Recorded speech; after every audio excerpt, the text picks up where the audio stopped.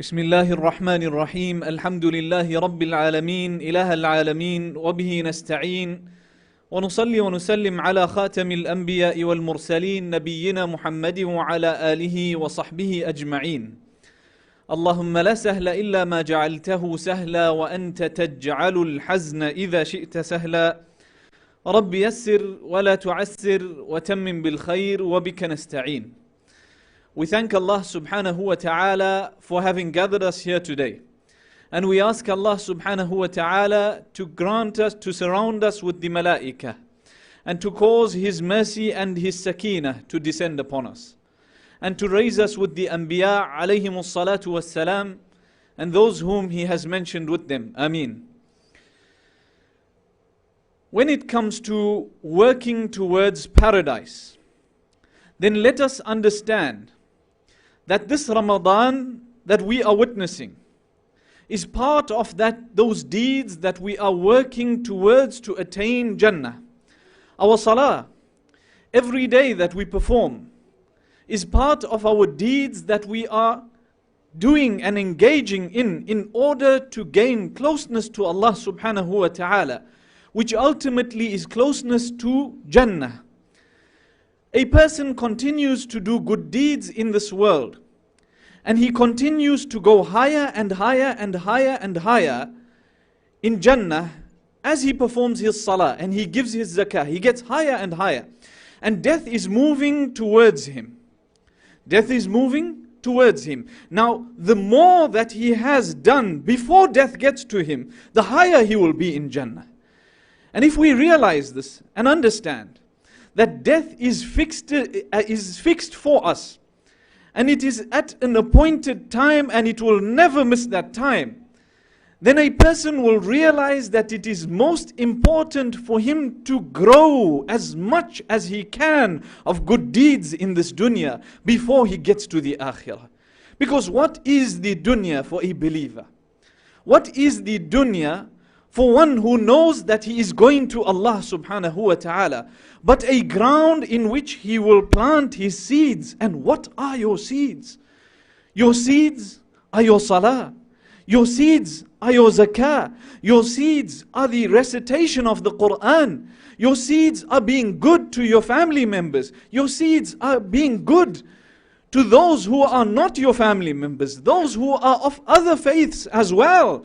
Being good to them, because Rasulullah sallallahu alayhi wasallam was good to those of other faiths as well. So these are the seeds that you are planting in this dunya in order for you to harvest in the akhirah. And what is the harvest of the akhirah for a believer? The harvest of the akhirah is none other than Jannah.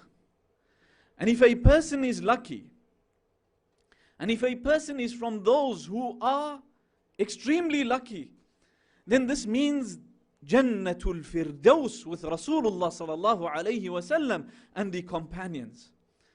And this is why Allah subhanahu wa ta'ala says, فَأُولَٰئِكَ مَعَ الَّذِينَ أَنْعَمَ اللَّهُ عَلَيْهِمْ. So those are the ones who will be with those whom Allah subhanahu wa ta'ala has bestowed His favor upon. مِنَ النَّبِيِّينَ, from the anbiya, وَالصِّدِّيقِينَ, and from those who are truthful with Allah subhanahu wa ta'ala, those who are truthful with His creation as well. وَالشُّهَدَاءِ وَالصَّالِحِينَ, and those who are martyrs and the good doers, those who spent their entire lives worshipping Allah subhanahu wa ta'ala. So this is the harvesting, that is the harvesting ground of a believer. He will reach there, and Allah subhanahu wa ta'ala would have prepared so much in return for all of these deeds, for all of the patience that he had in the dunya. Allah subhanahu wa ta'ala says, وَسَارِعُوا إِلَى مَغْفِرَةٍ مِّن رَبِّكُمْ وَجَنَّةٍ عَرْضُهَا السَّمَاوَاتُ وَالْأَرْضُ أُعِدَّتْ لِلْمُتَّقِينَ. And hasten towards the paradise, to a Jannah. Its vastness is equal to the dunya and the akhirah, the dunya and the heavens all together. Have you seen the dunya and all of it that it contains? That is the size of your Jannah. Not only that size, but the heavens as well, meaning the universe. That is the size of the Jannah that you are moving towards. أُعِدَّتْ. And the last part of that ayah is most important. أُعِدَّتْ لِمَنْ. That Jannah is prepared for who? لِلْمُتَّقِينَ. For those who are conscious of Allah subhanahu wa ta'ala.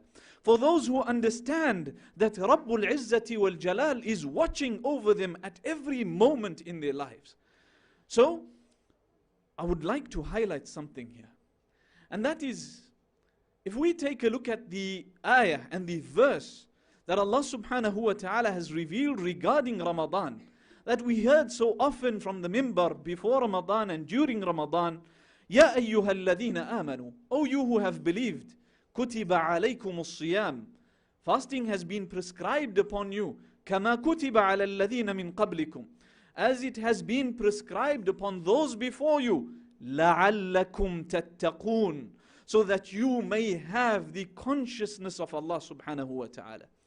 So, Allah subhanahu wa ta'ala says, أُعِدَّتْ لِلْمُتَّقِينَ. It has been prepared, that Jannah, for those who are conscious of Allah subhanahu wa ta'ala. And at the end of this ayah of Siyam, He says, لَعَلَّكُمْ تَتَّقُونَ, so that you may be conscious, you fast. You give up your food, your desires, the drink that you so love for the sake of Allah subhanahu wa ta'ala. In order for what? In order for you to be thirsty? In order for you to be hungry? No. Allah subhanahu wa ta'ala doesn't need that of you. But Allah subhanahu wa ta'ala wants you to be conscious of Him. When He tells you to give up that food, you gave up. Why? For His sake. So when you reach the end of Ramadan, you've perhaps found the night of Laylatul Qadr, and Allah subhanahu wa ta'ala has forgiven you, then you are from al-muttaqeen. You are from those who are conscious of Allah subhanahu wa ta'ala. And that Jannah has been prepared for you. And a believer brings this into his heart, and brings it into his mind, and understands this, so that it gives him encouragement and motivates him in order to work extremely hard for that Jannah. The last man to enter Jannah will be a man who will go past the bridge that passes over Jahannam. And as he is moving, he will be touched by the fire, and he will be crawling slowly to get to the other side. Because we know that those who are extremely religious, those who are extremely conscious of Allah subhanahu wa ta'ala, they will pass over this bridge in a split moment. But as for the one who is the last man to enter into Jannah, he will cross slowly, and the fire will touch him a little bit, and when he gets to the other side, then he will turn around, look at this fire and say, Alhamdulillahi alladhi najjani minki. I thank Allah subhanahu wa ta'ala, and I praise Him, the one who saved me from you. So he will understand the bounty of Allah subhanahu wa ta'ala for having not fallen into that fire in the first place. And then he will see a tree will be raised up for him, and he will see this tree and he will say, imagine a few moments ago, he was happy for just being saved from the fire. And now he will see this tree and he will say, Ya Allah, Ya Rabbi, adnini min hadhihi shajara, فأستظل بظلها وأشرب من مائها. That bring me close to this tree so that I can enjoy its shade and I can drink from its water. So Allah subhanahu wa ta'ala will tell him that, O my servant, if I were to do this for you, then would you ask me for anything else? So he would promise Allah subhanahu wa ta'ala, I promise you, I won't ask for anything else. This is all I need. Get me to that tree. So he will be put under that tree, he will be enjoying the water, there will be a river, and he will be enjoying of that river, and the shade will be lovely. And then all of a sudden he sees a tree in the distance that is even more beautiful than the one he is under. So again he calls out, Ya Rabbi, bring me close to that tree. And Allah subhanahu wa ta'ala will bring him close to that tree. Before that he will ask him, didn't you promise me? Alam tu'ahidni alla tas'alani ghayraha? Did you not promise me that you will not ask me for anything besides this that I have given you? And he will say, yes. But please, just that tree and I won't ask you for more. And when he gets to that tree, another tree will be lifted for him, will grow for him in front of the door of Jannah. And he will say, Ay Rabbi, once again, look at the mercy of Allah subhanahu wa ta'ala. Once again, he is calling out to Allah subhanahu wa ta'ala after having promised him twice that I won't ask you for anything again. He says, bring me close to that tree. And Allah subhanahu wa ta'ala will take him close to that tree. And then when he is there at the tree, he will hear the voices of the people in Jannah. And he will be able to see perhaps some of the happenings of that which is going on in Jannah. And he will say, Ay Rabbi, once again, Adkhilniha, let me enter into it. This is the last man who will enter into Jannah. Do you know what Allah subhanahu wa ta'ala will tell him? Allah subhanahu wa ta'ala will say to him, أَيَسُرُّكَ أَنْ يَكُونَ لَكَ مِثْلَ الدُّنْيَا. Will it make you happy that I give you that which is equal to the dunya and the like of it, meaning double of that which is in the dunya? So this man will think that this is something that can't be possible. So he will look up and he will say, أَتَهْزَأُ بِي وَأَنْتَ رَبُّ الْعَالَمِينَ. Are you joking with me and you are the Rabb of the worlds? Is it really that I will get this? So Allah subhanahu wa ta'ala will tell him, وَلَكَ عَشْرُ أَمْثَالِهَا. In fact, this is in another hadith, that Allah subhanahu wa ta'ala will give him not only that, but 10 times that amount. So when Abdullah ibn Mas'ud radiyallahu anhu, who was the Sahabi, who was narrating this hadith, when he came to this point where the Sahabi asks, where this person asks the last man to enter into Jannah, he asks Allah subhanahu wa ta'ala that, are you joking with me? Then Abdullah ibn Mas'ud radiyallahu anhu, he laughed. And then he asked the companions who were with him that, will you not ask me why I am laughing? So they asked him, why are you laughing? And he says that I am laughing because I heard the Messenger sallallahu alayhi wasallam laughing at this point, until his incisors were shown, meaning you could see it was a wide smile. And then he says that the Messenger sallallahu alayhi wasallam was laughing because Allah subhanahu wa ta'ala laughed at this juncture. Imagine, this is the last man to enter into Jannah. What kind of deeds must he have for the fire to have touched him, for him to have crawled across the bridge to get to the other side? He would have obviously had some good deeds, some bad deeds. Yet Allah subhanahu wa ta'ala is joking with this man. Allah subhanahu wa ta'ala is smiling with this man. And then he is granted 10 times the like of this world. What kind of mercy does Allah subhanahu wa ta'ala have? And this is the Jannah that belongs to the last man to enter into it. So what kind of Jannah will the rest of mankind have? What kind of Jannah will Rasulullah sallallahu alayhi wasallam have? And this is why we ask Allah subhanahu wa ta'ala to join us with Rasulullah sallallahu alayhi wasallam in Jannah. Ameen. When the people of Jannah are in Jannah and the people of hellfire are in hellfire, then Allah subhanahu wa ta'ala will call out to the people and He will say, هل هناك شيء أزيدكم?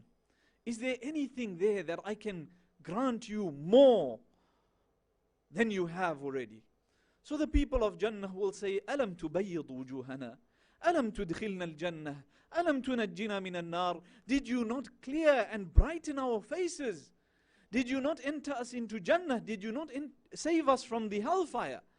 So they will be so thankful to Allah subhanahu wa ta'ala that this has been granted to them. So they would literally be saying to Allah subhanahu wa ta'ala, we need nothing else. We are happy, we are blissful, we are content with that which you have given us. And Allah subhanahu wa ta'ala will raise the hijab between him and them. فَيَرَوْنَ رَبَّهُمْ. So they will see their Rabb on that day. And imagine the happiness that they feel when they see their Rabb. It is not explainable. It is inexplicable. And this is why Allah subhanahu wa ta'ala says, لَهُمْ مَا يَشَاءُونَ فِيهَا. For them is that which they wish, their heart's desire. وَلَدَيْنَا مَزِيد. And we have more than their heart's desire. Why? Because you cannot imagine what your Rabb looks like. You cannot imagine what the being whom you placed your entire life, you placed your forehead on the ground for, you cannot imagine what he looks like. So it will be more than the pleasure of Jannah. And this is what comes with Jannah, dear brothers and sisters in Islam. I hope I have passed a concise but clear message. We ask Allah subhanahu wa ta'ala to grant us the ability to see Him on the day of Qiyamah and beyond that day. Ameen. Wa sallallahu wa sallama wa baraka ala nabiyyina Muhammad wa ala alihi wa sahbihi ajma'in.